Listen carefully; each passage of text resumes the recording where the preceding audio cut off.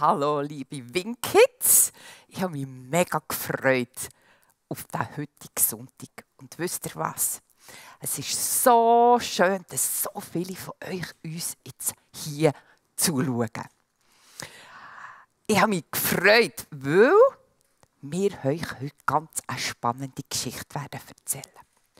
Und anfangen tun wir mit dem Lobpreis. Jetzt weiss ich nicht, hockt ihr auf dem Sofa oder hängt ihr noch ein bisschen im Stuhl? Oder seid ihr schon ready? Dann dürft ihr jetzt nämlich aufstehen und wir starten mit dem ersten Lied. Es heisst «Haus vom Lob».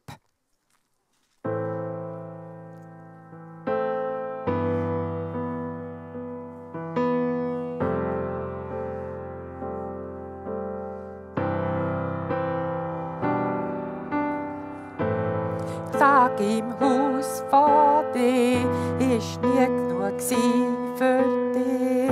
Es auch es gegeben für mich, der bei dir kann sein. Dir erfüllt mein Herz, wenn ich dich kann sehen. Du lebst in unserem Land und wirst gern bei uns sein.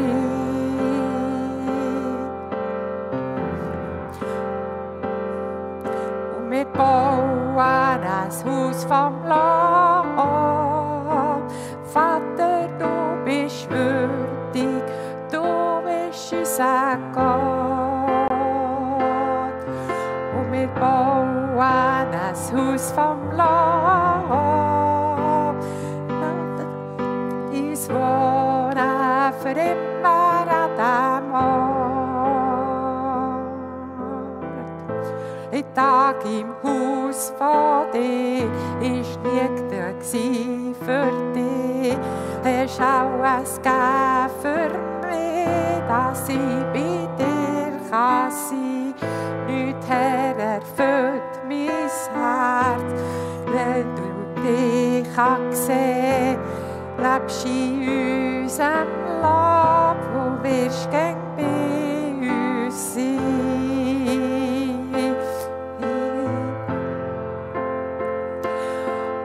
Wir bauen ein Haus vom Lob. Vater, du bist würdig, du bist unser Gott. Und wir bauen ein Haus vom Lob. Du willst mit uns wohnen, für immer an dem Ort.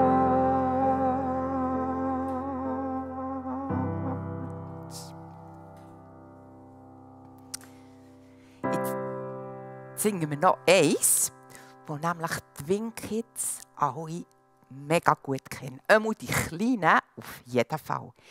Ich bin von innen, aussen, oben, unten, glücklich alle Zeit. Schade, dass ich euch Kids nicht sehe in euren Stuben. Aber ich freue mich, wenn wir dann wieder Gottesdienst haben und wir uns wieder sehen können. Ich bin von innen, aussen, oben und glücklich alle Zeit. Von innen, aussen, oben und glücklich alle Zeit. Seit Jesus zu mir ist gekommen, die Sünde von mir hat genommen. Ich bin von innen, aussen, oben und glücklich alle Zeit.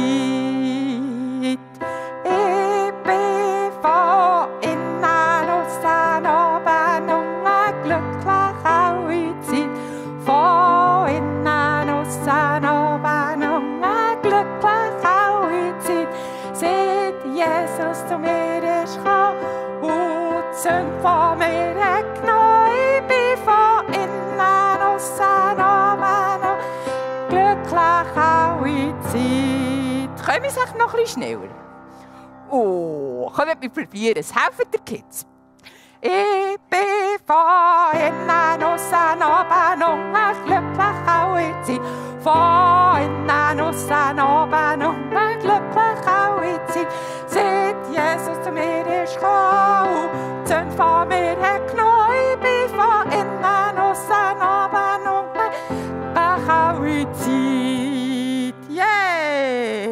Und vielleicht könnt ihr es ja noch schneller und das könnt ihr nachher mit euren Eltern mal ausprobieren. Bis so schnell, dass ihr gerade so einen Sturm im Kopf habt und vielleicht gerade umgeht. Oh, hoffentlich schlägt ihr nicht den Kopf an. Gut, jetzt Gabriela. Hoffentlich schlägt ihr nicht den Kopf an. Ich erzähle euch jetzt eine Geschichte. Und es hat niemand den Kopf angeschlagen in dieser Geschichte. Aber ich habe mir überlegt, für euch hat jetzt die Woche die Schule wieder angefangen. Vielleicht sind Mami und Papi zurück arbeiten, nicht mehr im Homeoffice. Vielleicht ist jetzt daheim Frieden eingekehrt. Und vielleicht auch nicht. Vielleicht hat jemand wirklich den Kopf angeschlagen. Wir wissen es nicht.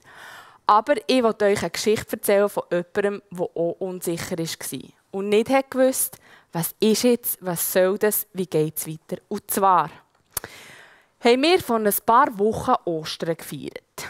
Wer konnte Ostereier suchen? Auch die meisten von uns nicht.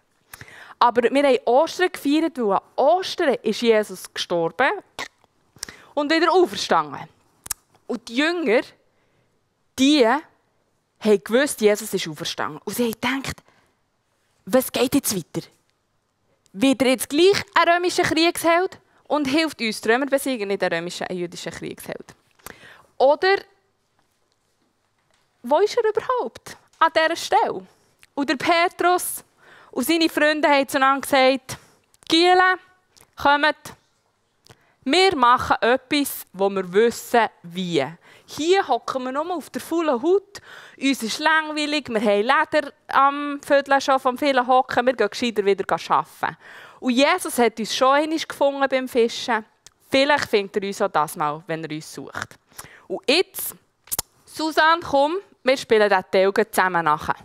Bring das Boot. Da ist unser Boot. Noch der Fischerhut, gell? Oh, ja, pardon, hä? Also, die zwei. Oh, das ist nicht das Boot. Das ist das Boot. So.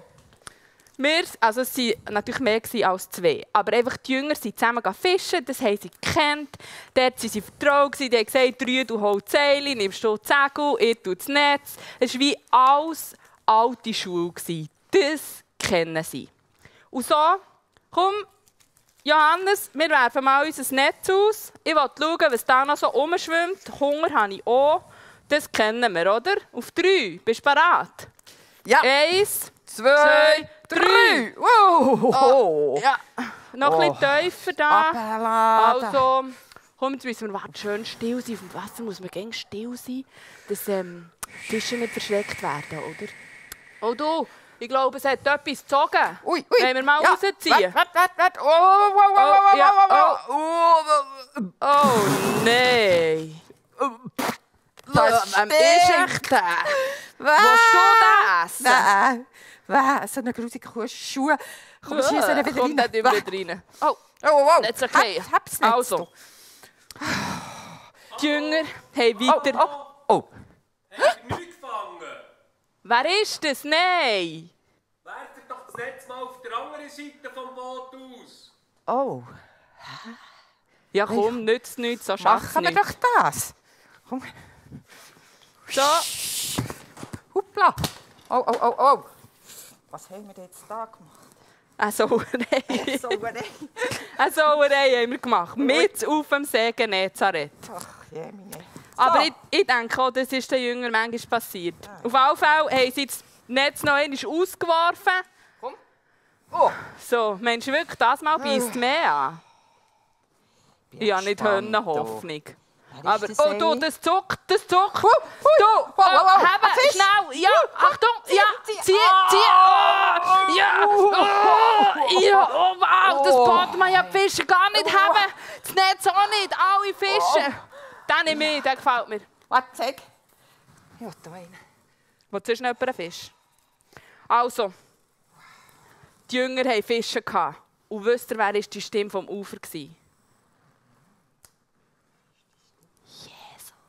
Jesus hat vom Ufer gerufen. Und zuerst waren sie nicht sicher. Aber wisst ihr, wenn sie sich sicher waren? Die Jünger sind nämlich an Land gegangen. Der Petrus hat gesagt, Giele, ich gehe. Seine Kleider abgezogen. Das mache ich jetzt nicht hier vor der Kamera.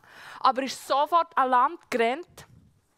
Und dort ist einer gehockt, der hat ein Feuer gemacht, der hat Fische und Brot und hat gesagt, kommt, wir essen zusammen zum Morgen. Weil die Fischer arbeiten ja zur Nacht, oder?